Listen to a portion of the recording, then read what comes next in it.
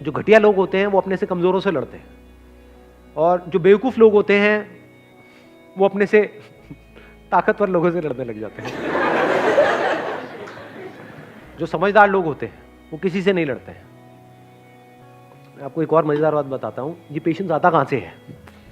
ये समझदारी से आता है। समझदारी मतलब क्या? रियलिटी को एज इट इज देख लेना। क्या इस दुनिया में सब कुछ टेम्पररी है या नहीं है? ये कोई मेरा बिलीफ है या रियलिटी है? इस रियलिटी को देख लेना समझदारी है। इस समझदारी से पेशेंस आता है। मतलब क्या? बुरा फील हो रहा है, अब वहां पे अच्छा फील करने की जरूरत नहीं है, क्योंकि एक ऑपोजिट क्रिएट हो जाएगा। बुरा फील हो रहा है, होने दो, टेम्पररी है। देखता हूं मुझे कितना बुरा फील हो सकता है। मुझे कुछ ऐसा करना है कि आज पूरे दिन रोता ही रहूं, मतलब आंसू रुकने नहीं चाहिए। तो थोड़ी देर बाद क्या होगा? आप कोशिश करोगे बुरा फील करने की, होना बंद हो जाएगा। समझे यहां पे आपने क्या किया? उससे लड़े नहीं, क्योंकि जिससे लड़ोगे वो पावरफुल हो जाएगा। उसको खत्म करने के बारे में नहीं सोचना है।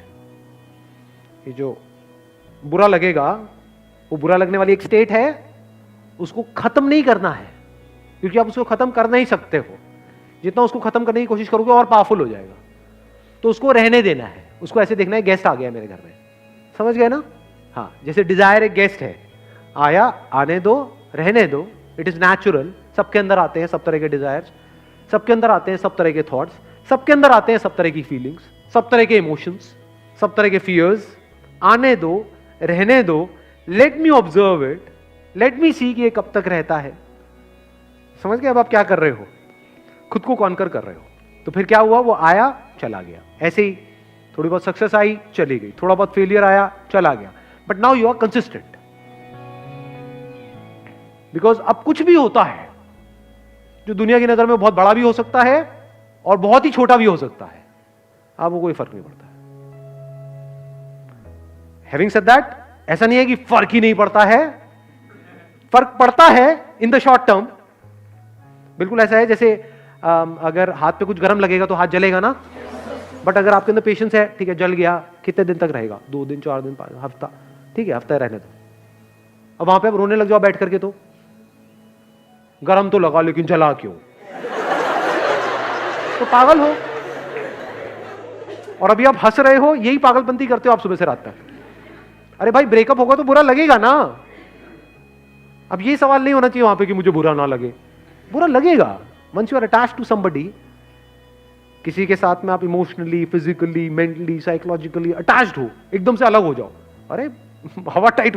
बिल्कुल ऐसा है जैसे किसी ने आपकी बॉडी का कोई पार्ट काट दिया है, तो उस वक्त क्या चाहिए? पेशेंस चाहिए। What you can do is, रात को सोने से पहले 5-10 मिनट के लिए, जब तक नींद ना आ जाए, patience, patience, patience, patience, patience. अब आप आराम से आ गए। अब अगले दिन जो भी आपको करना है, फॉर एग्जांपल किसी इंटरव्यू के लिए जाना है, तो अब आप उसके लिए तैयार हो। किसी एग्जामिनेशन के लिए जाना है, उसके लिए तैयार हो। कोई बहुत बड़ा दिन है, कोई बहुत बड़ी मीटिंग होने वाली है, कोई बहुत बड़ा कोलैबोरेशन होने वाला है, उसके लिए आप तैयार हो। कोई बहुत बड़ा ब्रेकअप होने वाला है, उसके लिए आप तैयार हो।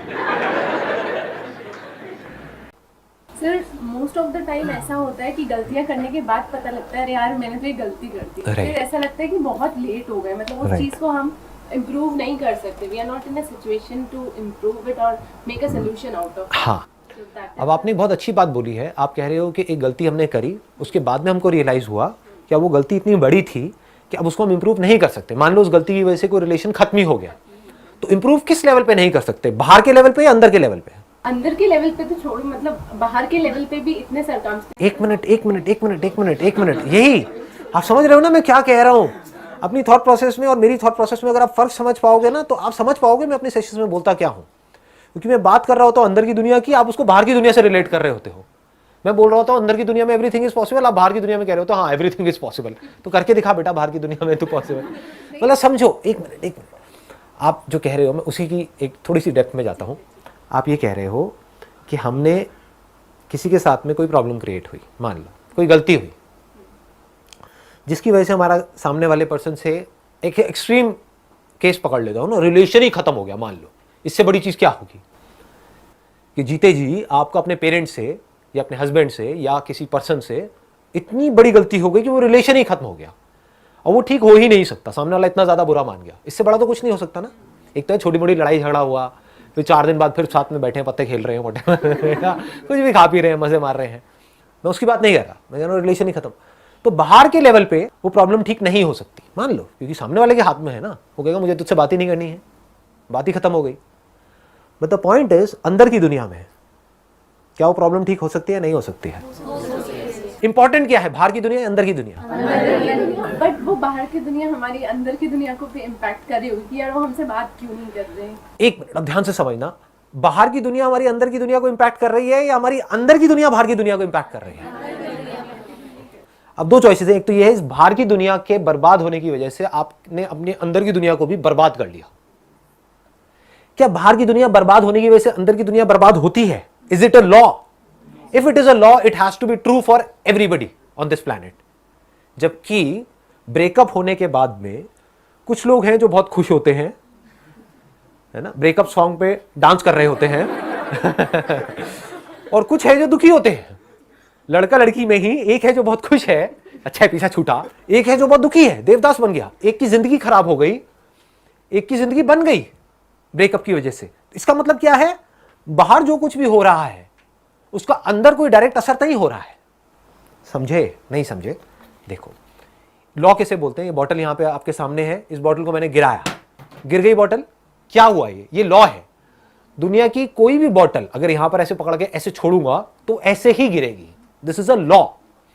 यानी एक कॉज है, उसका एक इफेक्ट है, उसको छोड़ा तो because of law of gravity वो नीचे ही जाएगी, ऊपर नहीं जाएगी। वो अगर हम स्पेस में है तो बात अलग है, बट यहां पर है तो वो नीचे ही जाएगी। This is a law. यानी जो बाहर की दुनिया है वहां पर लॉज है जिसको हम डिफाइन कर सकते हैं।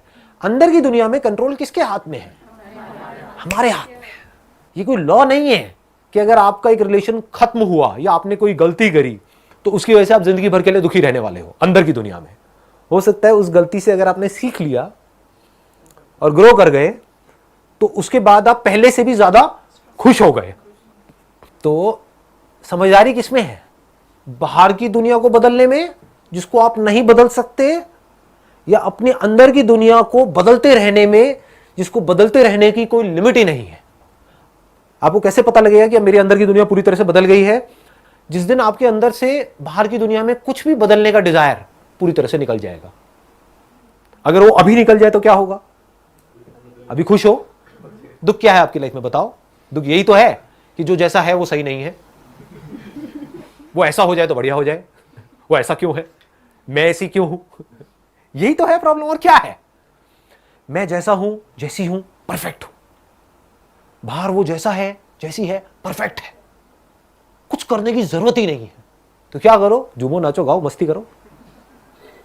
ये है अंदर की दुनिया की परफेक्शन। बाहर की दुनिया में ऐसी परफेक्शन पॉसिबल है? इम्पॉसिबल।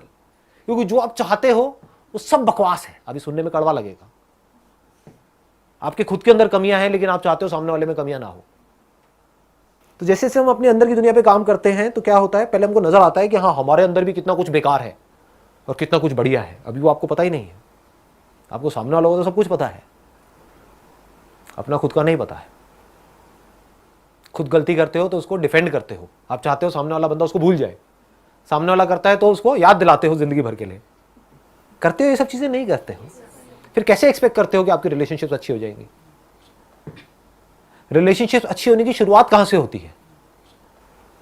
आप चाहते हो सामने वाला बंदा, ये आप चाहते हो कि वो ही कुछ ऐसा कर जाए कि बस सब कुछ परफेक्ट हो जाए। बट एक्चुअल में शुरुआत कहां से होती है? खुद से होती है।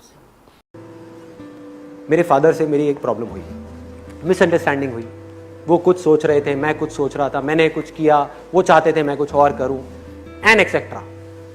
मैंने क्या किया? उस वक्त तो वहां से निकल लिया चुपचाप। उसके 2 दिन बाद बैठ करके अपने फादर से एक ऐसे टॉपिक के ऊपर बात करी 2 घंटे तक जिसका उस प्रॉब्लम से कोई कनेक्शन नहीं था।